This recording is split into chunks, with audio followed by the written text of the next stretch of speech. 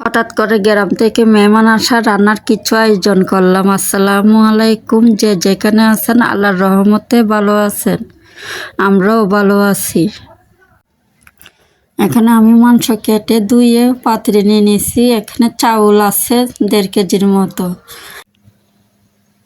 আমি মাংসগুলো লবণ লেবুর রস মাখিয়ে ভাজার জন্য দিয়ে দিলাম। এখন একটা পাতিল বসাই দিলাম। আমি এখন তেল দিয়ে দিব, 1 কাপেরও বেশি হবে। শান্তার বাবার গ্রাম থেকে মেহমান আসছে। আমার ননদের ছেলে বিদেশ যাবে, তো তার জন্য ফাস্টফুড কী সমস্যা হয়েছে তা দেখানোর জন্য। আর বাসুর ছেলেও আসছে, ও তো শহরে থাকে, তার জন্য মাঝে মধ্যে আসে এখানে। আমি এখানে পেঁয়াজ দিয়ে দিলাম। এখন কয়েকটা হাড় ছিল, ওগুলো দিয়ে দিচ্ছি। এখন রসুন পেঁয়াজ এগুলো দিয়ে দিব, আদা, এগুলি সব তো আমি সব সময় ব্লেন্ডারে একসাথে করে ফেলি। আমি ফ্রিজের মধ্যে একটু কম রাখি। আমি এখানে পেঁয়াজ বাটা, রসুন বাটা, আদা বাটা একসাথে ব্লেন্ড করছি। আমি ফ্রিজের মধ্যে কম রাখি, আমার থেকে কেমন জানি ভালো লাগে না রাখতে। তার জন্য আমি সময়টা অনেক সময় মাংস রান্না করার জন্য, বিরিয়ানি রান্না করার জন্য আমি ব্লেন্ড করে সঙ্গে সঙ্গে দিয়ে ফেলি সব একসাথে। এখানে আমি জিরা মশলা দিলাম। ভাত একটু বেশি, তো 1.5 কেজি চালের ভাত। আমি এখানে রাঁধুনি বিরিয়ানি মশলা দিয়ে দিব, অর্ধেক দিব আর অর্ধেক পরে দিয়ে দিব, মানে কি ঘ্রাণটা আসার জন্য। আমি এখানে মাংস দিয়ে দিলাম আগে ভাগে কষার জন্য, আমার ভিতরে সবগুলো ঢুকবে। না কষালে ভিতরে মাংসের মধ্যে কিচ্ছু ঢুকে না, তার জন্য আমি আগে ভাগে দিয়ে দিলাম। কড়াইতে সব তেল দিয়ে দিছি। এখন তেল অনেকগুলি হবে, ভাত বেশি তো তার জন্য। আমি আলাদাভাবে মাংস দিছি বাটিতে, মাংস ছিল ওগুলো সহ দিয়ে দিলাম। আমার ননদের ছেলেরা অনেক পছন্দ করে মামাকে। গ্রাম থেকে আসলে মামাকে দেখার জন্য চলে আসে। আমি পাতিলটা ওইদিকে বসে দিব। এখন আমি মাংস রান্না করে নেব।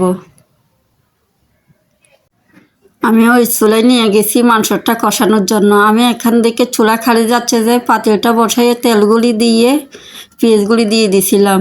এখানে রসুন বাটা, পেঁয়াজ বাটা, এখানে সবগুলো দিয়ে দিলাম। এখানে জিরা মশলা, গুঁড়ি মশলা সব দিয়ে দিব। এখানে জিরা ধনিয়া একসাথে আছে, এগুলি দিয়ে দিলাম। আর লাল মরিচ, হলুদ এগুলি দিয়ে দিব।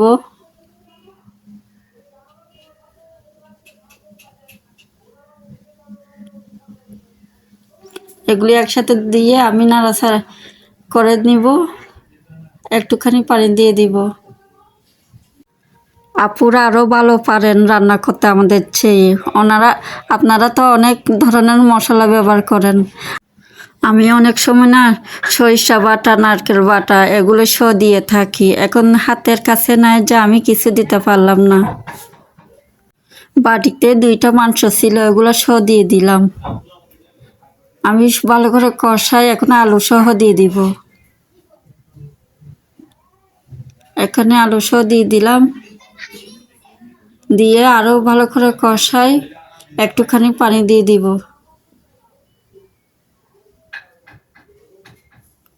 এখানে আমি লবণ দিতে ভুলে গেছি, লবণ দিয়ে দিচ্ছি। এখন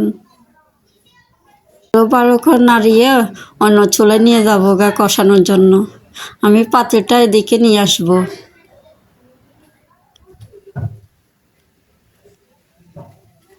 এগুলো ভালো করে নাড়ি।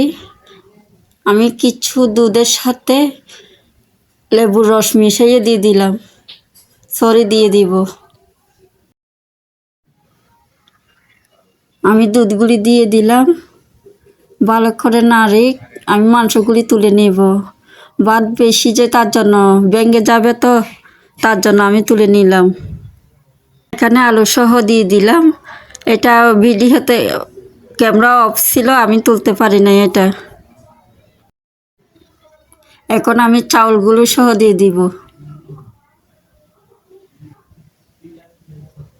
এখানে আরও আছে চাউল, এগুলি সহ দিয়ে দিব। এখানে কিছু কিশমিশ ছিল, এগুলো সহ দিয়ে দিয়েছি আমি। এগুলি দিয়ে ভালো করে নাড়ি আমি পানি দিয়ে দিব।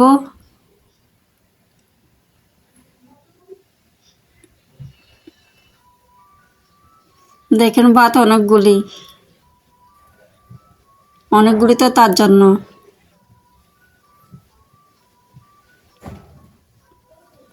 বাচ্চারা অনেক সময় বিকালবেলা খাইতে চায়, এর পরের দিন সকালে অনেক সময় খায়, তার জন্য আমি বেশি করে রান্না করে ফেলতেছি।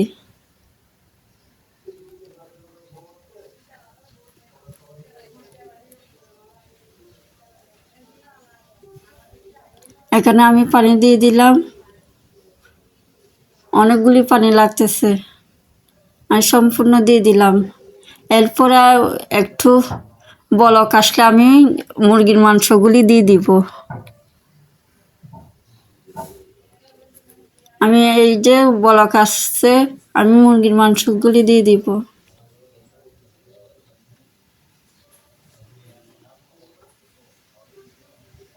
আমি ভালো করে নাড়াচাড়া করে